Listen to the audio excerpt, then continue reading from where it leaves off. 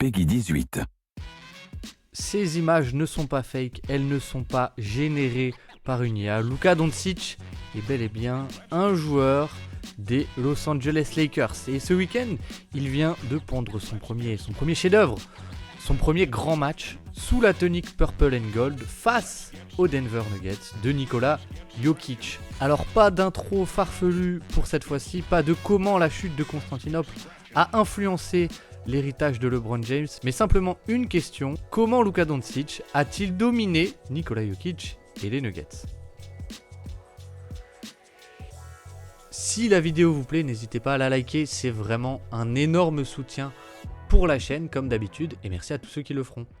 Alors avant de commencer, il faut bien dire que c'est toute l'équipe des Lakers, c'est pas que Luka Doncic qui a dominé Denver, et notamment la défense, avec un principe un peu paradoxal, c'était LeBron James qui était sur Jamal Murray. Alors pourquoi LeBron James ou alors Luka Doncic était sur Jamal Murray, comme vous le voyez ici?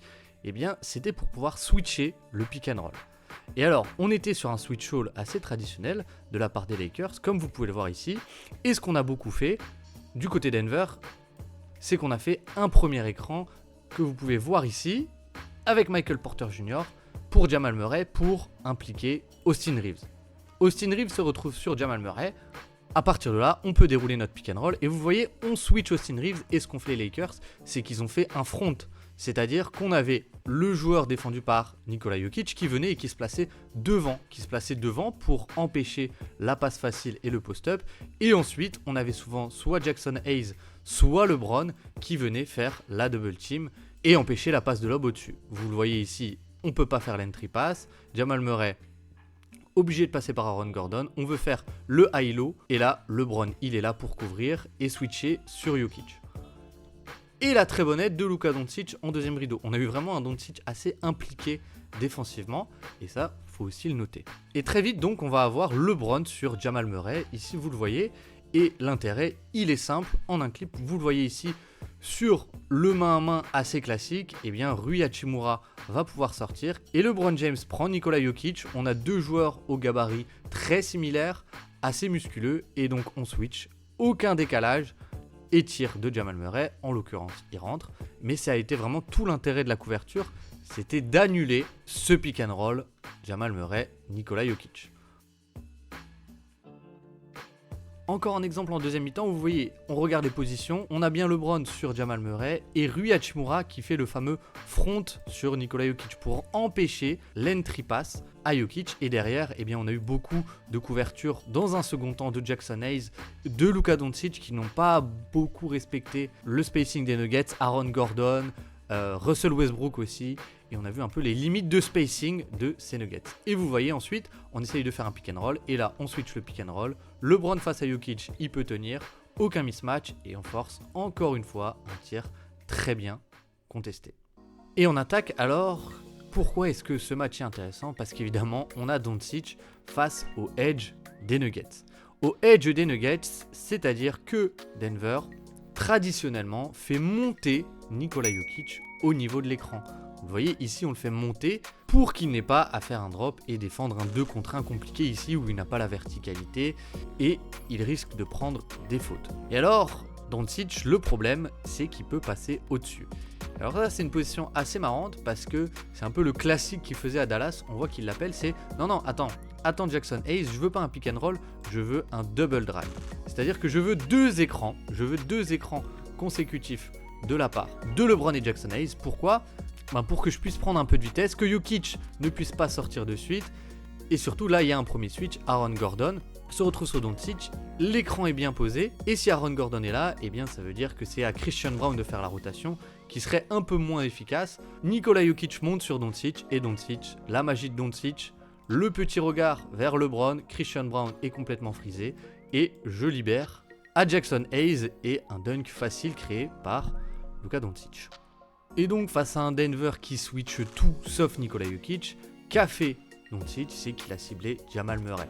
Il a ciblé Jamal Murray, vous voyez ici on a un premier écran de LeBron, il est même pas posé, c'est juste pour cibler Murray. Et ensuite une fois qu'on a un Murray, ce qu'ont fait Denver, c'est qu'ils ont essayé de se mettre en ice. C'est-à-dire, vous le voyez là, l'orientation de Jamal Murray, c'est pour empêcher Doncic de prendre cet écran et donc ne pas avoir à sortir Jokic ici et ne pas avoir à se dévoiler comme on l'a fait sur la possession précédente. Et donc que fait Doncic? Eh bien oui, crossover, je prends la direction. Vous voyez là, Jokic il est prêt à sortir de ce côté, mais ce qui fait qu'ici eh ben, on a un tout petit espace, une petite brèche dans laquelle Luka Doncic s'engouffre. Il peut aller jusqu'au panier, très bonne aide de Michael Porter Jr. Ça c'est un tir que Doncic normalement il met et c'est un très bon tir trouvé de la part des Lakers. Alors ce qui est assez intéressant, voire un peu flippant du côté des Lakers, c'est qu'on a 3 porteurs de balles avec Austin Reeves, LeBron et Doncic. Et donc on peut avoir des schémas comme ça où Doncic, assez simplement, il démarre en mouvement avec juste un pin down de Dorian Finney-Smith. Et donc Aaron Gordon qui est plutôt un bon match-up pour défendre Doncic parce qu'il est assez puissant, ben là il est en retard. Jamal Murray est en retard sur son stunt, là vous voyez le gros contact sur le bras. Doncic provoque les 2 lancers et c'est une plutôt bonne manière d'utiliser le Slovène. Et on a eu un bon match défensif de Doncic. Ici, regardez comme il dézone de Westbrook pour faire l'aide parfaite au panier. Et ce que j'ai beaucoup aimé, c'est qu'on a beaucoup joué de transition. Les Nuggets, ils aiment bien jouer le rebond offensif. Et donc, si vous arrivez à sécuriser le rebond et accélérer, ils ne sont pas là en transition, comme sur la position qu'on vient de voir. Donc Denver arrête très vite son switch pour cacher Jamal Murray. On essaie Aaron Gordon et quand Aaron Gordon, on essaie Christian Braun qui a plutôt bien tenu. Et encore une fois, c'est un peu les restes de ce qu'on voyait à Dallas. Mais vous voyez assez simplement, on le met en mouvement. On a un set de zoom action avec un premier écran et Doncic qui serait prêt à sortir ici. Et vous voyez de suite là, Jokic, il est prêt à sortir. Les Nuggets sont prêts à défendre cette sortie d'écran.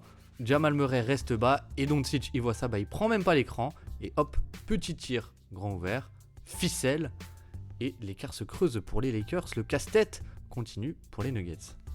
Et alors face à Christian Braun, qu'est-ce qu'on peut faire si on ne switche pas? Du post-up parce que Braun est beaucoup plus petit et on a eu vraiment un plutôt bon match de l'ancien champion NCAA. Ici vous voyez, il vient lui chercher le ballon, lui chipper le ballon des mains avec sa main droite et en plus il crée la paire de balles et la faute de Doncic. Luka Doncic part à la chasse au Jokic. Et Denver va un peu changer sa couverture dans le deuxième quart-temps. Puisqu'on se fait ouvrir, qu'est-ce qu'on fait? On va faire du switch and double. C'est-à-dire que sur l'écran, vous voyez là, on n'a plus le edge, on a juste Jokic qui switch. On a le 1 contre 1 Jokic-Doncic, mais évidemment, on ne va pas le laisser seul le Serbe. Et de suite, on attend un petit temps. Et là, hop, Christian Braun qui vient faire la prise à 2. Sauf qu'encore une fois, le problème, Doncic est tellement grand qu'il peut passer au-dessus. Hachimura a un tir ouvert, Jokic est en retard, hop, petite pump fake, c'est au-dessus. Et là, le décalage est créé. Bonne passe pour Gabe Vincent et encore un tir grand ouvert créé par les Lakers et par finalement la simple présence de Luka Doncic. Exactement le même exemple ici, le même pick and roll, le switch and double, la passe au-dessus, décalage. Jamal Murray est légèrement en retard. LeBron James avec le no deep 3 et encore un bon tir trouvé par les Lakers. Et vraiment, ce deuxième quart-temps, c'est un festival de décalage créé par Luka Doncic. Ici, on a eu, après Nikola Jokic, on cible Jamal Murray. Vous avez vu, on a eu un premier écran de Gabe Vincent pour apporter sa proie au chasseur. Et de suite, quand j'ai Jamal Murray, je suis beaucoup plus grand. Le post-up, la double team, le switch and double. La double team qui vient de la part de Christian Braun. Encore une fois, passe assez simple pour Rui Hachimura. Décalage et encore un tir grand ouvert trouvé par Los Angeles. Alors forcément, quand on arrive dans le troisième quart-temps, Denver ne peut plus faire ce switch and double. Et alors, qu'est-ce qu'on va faire? On va repasser sur du hard edge. Et les Lakers, évidemment, on repasse sur notre système anti-hard edge, c'est-à-dire notre double drag pour Luka Doncic. Vous le voyez ici, on switch le premier écran. On n'a plus Christian Braun sur Doncic, on a Jamal Murray. Nico qui sort très vite sur Doncic pour l'empêcher de prendre la vitesse. Sauf que Jamal Murray, c'est pas le navigateur d'écran que Christian Braun. Luka Doncic a un petit temps. Et là, c'est la magie de Luka Doncic. Il est capable d'envoyer 7 skip pass corner opposé au-dessus de tout le monde. Évidemment, parce qu'il a la taille au-dessus de Jamal Murray qui est un petit peu en retard.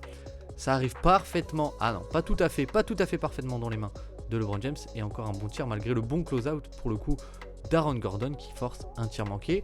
Et donc on voit tout de suite que Doncic s'ajuste en temps réel au changement de couverture de ces Nuggets. Et alors c'est le troisième quart-temps, le début du troisième quart-temps, et JJ Redick il a plutôt des bons systèmes à dégainer sur les sorties de temps mort ou les débuts de quart-temps.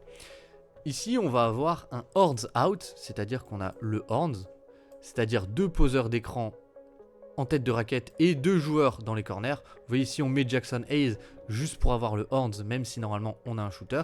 On a la combinaison, la sainte trinité entre les 3 porteurs de balles, et vous allez voir que finalement il n'y a pas forcément de bon choix. Et on a un horns out, c'est-à-dire que dans la théorie LeBron pose un écran ici pour démarquer Austin Reeves. On a servi Doncic au post-up parce qu'il peut faire n'importe quelle passe.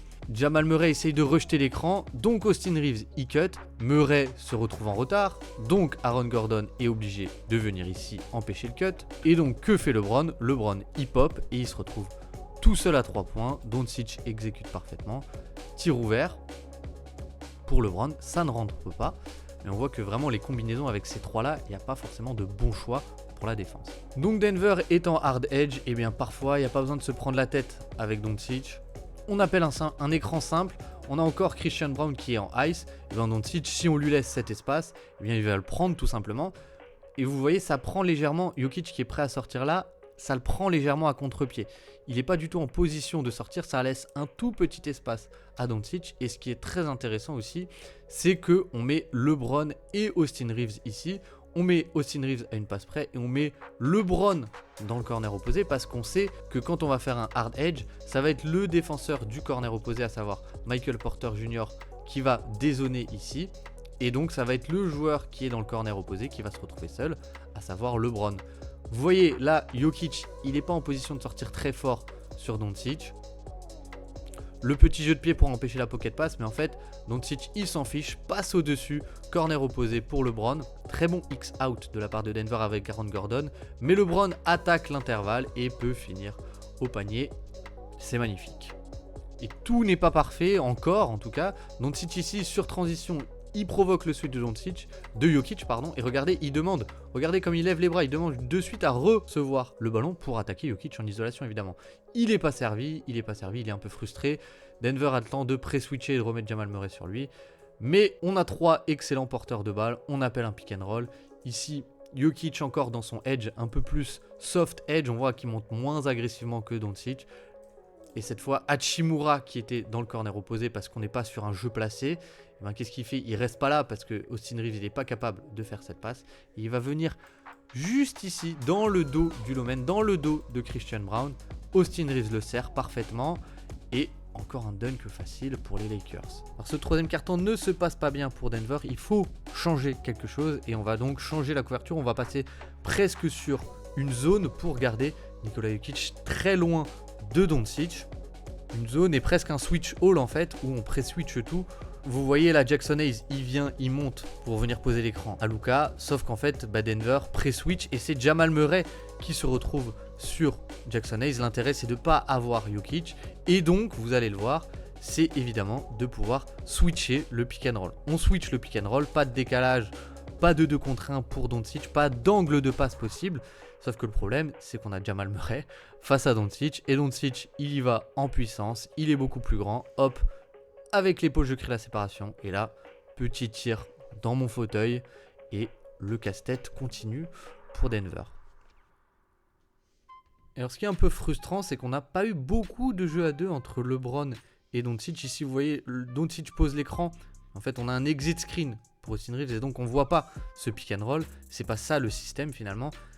Et le système échoue et donc on va avoir un pick and roll Doncic LeBron. LeBron glisse l'écran et là on voit qu'il n'y a pas les autos parce que Doncic ne fait pas la passe. Ça finit en ISO.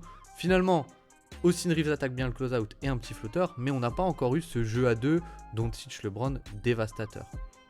Malgré tout, on va avoir un peu le même refrain qu'en première mi-temps et là on a une position assez clé où Nikola Jokic re-switch sur Doncic. Doncic prend un tir et c'est manqué, mais on voit bien qu'il y a de nouveau un changement de couverture et un switch all. Et un switch all, et vous le voyez, c'est Michael Porter Jr. qui va aussi se faire dévorer par Luka. Ici, Gabe Vincent veut lui apporter Jamal Murray, et là, de suite, Doncic, regardez bien, il lui dit « Non, pars, je joue l'ISO face à Michael Porter Jr., ça me va très bien. » Et qu'est-ce qui se passe? Eh bien, je vais jusqu'au panier, je provoque la faute, évidemment. Et Denver continue un peu son switch all. Et donc, sur la possession suivante, je cible Nikola Jokic. Je recule puisque Denver repasse en switch and double. Vous voyez la prise à 2 d'Aaron Gordon qui vient. Sauf que vu que j'ai pris du recul, j'attire l'aide très loin. Aaron Gordon qui lève les bras pour empêcher la passe au-dessus. Je passe en dessous, tout simplement. Dans l'intervalle, 4 contre 3 pour l'attaque à exploiter. Très bon décalage, extra passe de Rui Hachimura pour Austin Reeves et encore un panier. Et ce sera le Calis jusqu'à Lali pour Denver avec ce switch all. Et oui, Doncic n'a pas de bonne réponse. Ici, on a vu Austin Reeves qui vient au poseur d'écran pour amener encore une fois Michael Porter Jr. qui le sert de près. Mais Doncic ne s'affole pas. Je passe en puissance. Hop, petite faute de Jamal Murray. Le toucher de balle.